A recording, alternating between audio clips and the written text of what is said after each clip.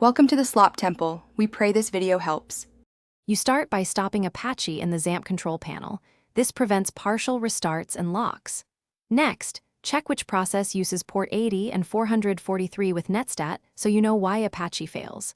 If you find a PID, open Task Manager and identify the app. Run Xampp as administrator to ensure permission to bind ports. Once done, close common conflicts like Skype, IIS, or World Wide Web Publishing Service, so Apache can bind to the required ports without interference. You now edit Apache configuration files to avoid port clashes. Open apache/conf/httpd. Conf and change listen 80 to listen 8080 when another service cannot be stopped.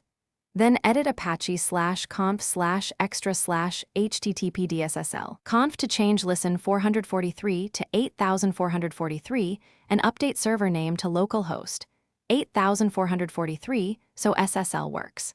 Make sure to save backups before editing. You finish by restarting Apache from the Xampp control panel and watching the console for success messages.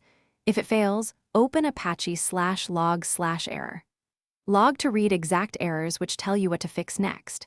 Then test in your browser at http://localhost 8080 or https://localhost 8443 depending on your port changes.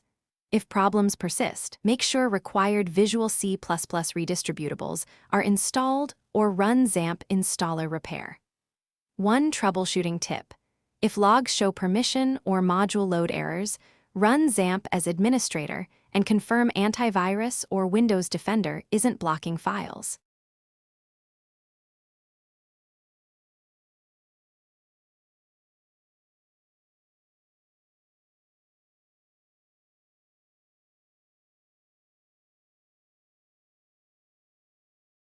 Thanks for watching.